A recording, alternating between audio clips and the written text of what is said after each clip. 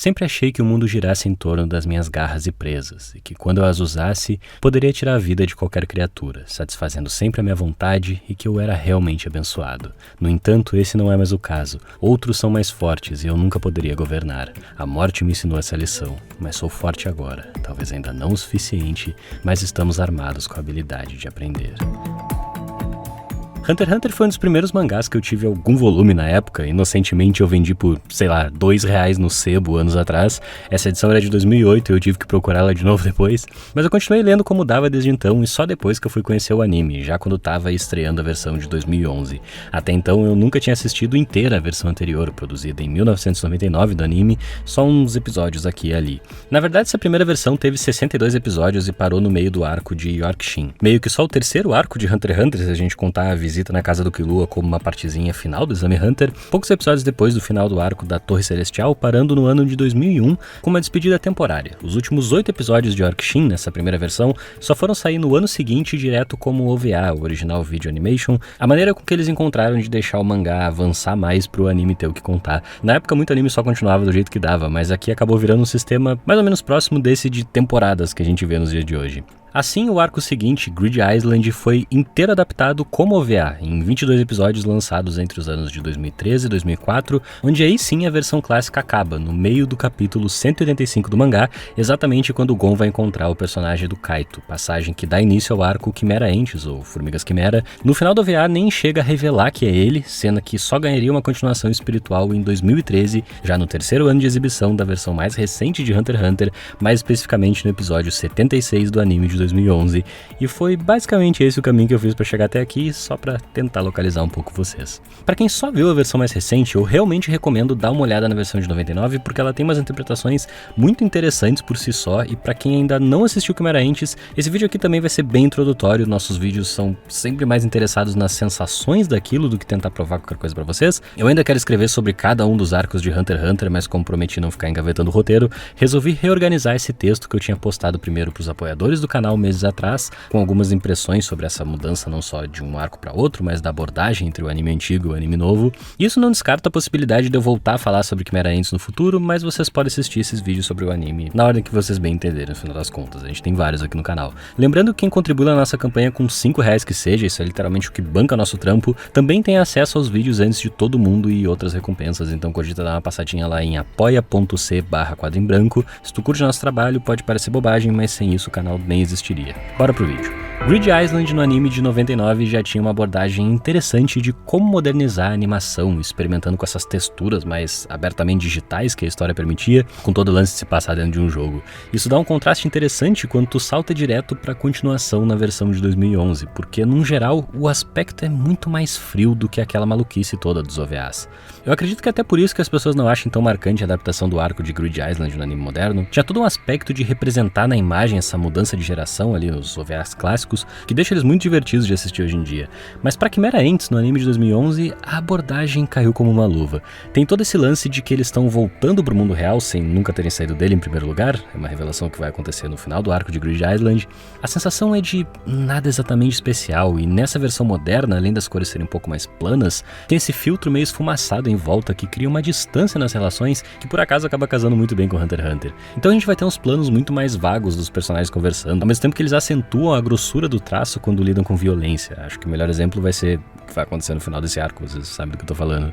Mas apesar de uma ação um tanto menos dinâmica que a versão de 99, aqui isso acaba evidenciando ainda mais uns contrastes que vão ser tão importantes pro arco de Chimera Ants. O primeiro episódio corta entre essa existência peregrinante dos protagonistas da história, que sonham, relembram, conversam, com cenas mais selvagens da rainha das formigas, que a gente ainda não sabia o que era exatamente, mas aparece devorando seu alimento no fim de uma corrente de água numa caverna, pedaços de carne sendo mastigados por aquele corpo de feições expostas, um tipo de brutalidade ancestral invadindo a tela aos poucos.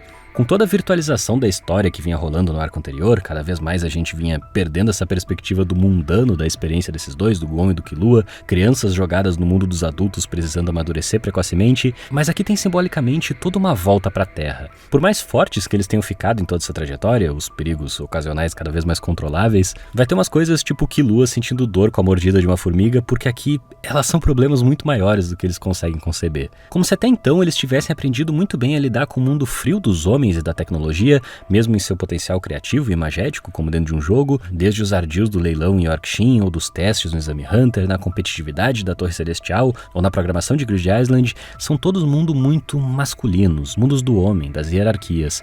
Não que não houvessem mulheres na história até então, elas sempre tiveram papéis importantes, na verdade. Tem até uma personagem que vai falar nesse episódio sobre como o pai do Gon é tímido e teimoso, mas no final o Gon sempre ouve o chamado pra aventura, pra fora de casa, esse chamado do pai.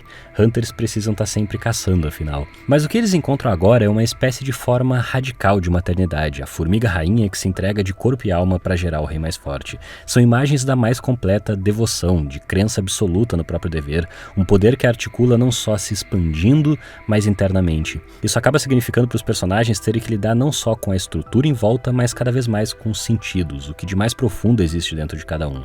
A relação do Gon com os animais volta a ser um tópico aqui, a sensibilidade do olfato dele, quase como de cachorro, o fato dos bichos gostarem dele, e é aqui que de vez o Nen toma suas formas mais particulares, sempre esse reflexo não só do corpo, como da alma de cada um. O autor traz de volta esse personagem lá do começo de história para exercitar o potencial imagético do Nen, nessa história onde nossas emoções conseguem literalmente criar formas do nada. O Kaito, esse cara sempre muito preocupado, que parece sempre ocupado, em busca de alguma coisa, impaciente, mas essas são as condições do poder dele. Ele materializa uma roleta em forma de palhaço que aleatoriamente vai criar uma arma que ele é obrigado a utilizar antes de poder descartar e tentar escolher outra. O poder do Kaito obriga que ele pare por um momento e encare a aleatoriedade da situação, projete um outro olhar sobre o tempo das coisas que acaba despertando todo o potencial dele. Nunca é a arma que ele queria, mas é sempre a arma que ele precisava. É uma maneira de colorir o personagem que Hunter x Hunter bebe muito de Jojo, aquele elemento que vai aparecer lá na terceira parte do anime, onde o Araki cria o conceito de stand, não só como manifestação da personalidade de cada um, mas como um grupo de regras que cada personagem se impõe e é imposto e precisa lidar de forma prática. A grande questão, o passo que Hunter x Hunter dá e hoje outros mangás vão seguir a partir daí, como um Jujutsu da vida, é como essa energia muitas vezes vai ser produto de sentimentos ruins. Uma parte da gente que a gente ama, mas odeia ao mesmo tempo, nossas contradições, as cenas de despertar dessa aura do Nen constantemente têm tons sombrios, como se chegasse em um lugar selvagem, um tipo de investigação traumática das experiências que lapidaram o corpo de cada um. Tem a ver com espírito, confiança, mas também com desespero, angústia. As próprias formigas vão chegar até lá por um sentimento de vingança. Essa outra forma vem para revelar, como em Jojo, mas aqui também pode aprisionar ainda mais. São experiências absolutamente sensíveis, criam um paralelo entre essa violência, essa dor, como um tipo de responsabilidade primordial de se viver em grupo, em um sistema de regras. Esses opostos dividindo o mesmo espaço vão ficar mais evidentes do que nunca nesse arco de Quimera Entes, como as duas árvores gigantescas que servem como embaixada na fronteira do povo que não utiliza tecnologia. As formigas, ao replicarem os humanos, começam a desenvolver individualidade, empatia, ao mesmo tempo que o retrato do mundo dos humanos é o mais frio possível aqui. Mostra como esses ambientes de precariedade, desigualdade e interesses particulares produzem alienação, uma rejeição ao que se entende como humanidade. A gente engole uma imagem de que nada importa enquanto a gente é hipersensível também, a gente se importa com tudo ao mesmo tempo. Os momentos de tomada de decisão vão cada vez mais se dilatando nesse arco, porque aqui é tudo muito à flor da pele, os embates, agora mais do que nunca acontecendo em termos do Nen, da aura em Hunter x Hunter, essa grande magia da experiência individual de cada sujeito com a estrutura em volta, que para descobrir seus efeitos e condições precisa se observar muito quem tá na tua frente, é tudo muito reativo, falam com todas as letras sobre como, para um Hunter, é importante conhecer seu inimigo e a si mesmo, sempre num nível de tensão muito grande, os sentidos hiperaguçados.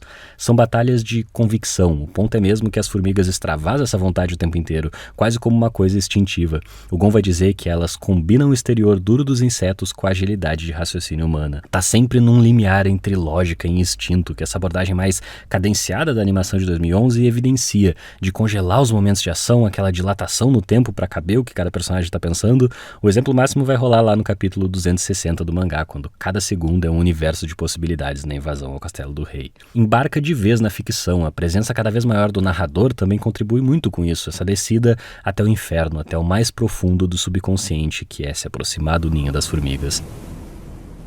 Tudo envolve uma entrega gigantesca, elas vão ser igualmente resultado de um processo evolutivo violento de devoramento e criação, quanto lugar para o Togashi projetar toda a criatividade dele nas formas, referenciar toda a produção fantástica que ele também teve contato na infância. Mas aqui trazendo todas as referências para o diálogo que Hunter x Hunter propõe com o mundo.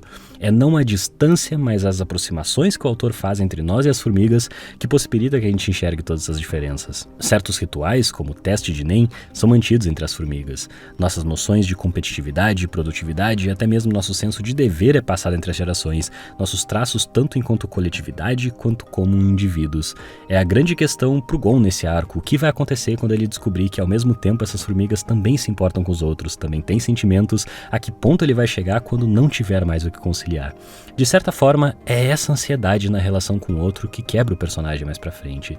Em certo ponto, as formigas vão pedir para que a rainha permita que eles tenham nomes, descrevem como códigos que podem ser usados para identificar cada um deles. Também devo ser estranha por achar essa questão fascinante, a rainha vai dizer. Talvez eu também tenha traços de sangue humano em mim. É o que vai criar esse primeiro ser realmente aterrorizante da história, a Pitou, figura facilmente reconhecível, um amontoado de referências de iconografia otaku sem gênero definido, de traços agressivos e delicados ao mesmo tempo, de proporções absurdas, que pode manipular o corpo à vontade. Uma aura ainda mais assustadora que a do Hisoka, que eu já falei aqui sobre naquele vídeo da luta dele com o Kuroro, talvez o personagem mais à flor da pele de Hunter x Hunter, com todo o impulso de liberdade e desejo de prazeres destrutivos. Talvez seja esse o aspecto mais impressionante do arco, que faz com que tenha um impacto tão grande quando a gente está acompanhando a história de Hunter x Hunter e chega até aqui. Não só toda essa agressividade, o tamanho das perdas que a gente tem pelo caminho, mas o fato de que essa força, a princípio tão diferente da nossa, tá longe de ser realmente desumana. Como mesmo aquilo que a gente enxerga como distante, como atroz, pode ser também parte de algum tipo de natureza. Como se a gente não conseguisse escapar da noção, como diz o Jackson Wang,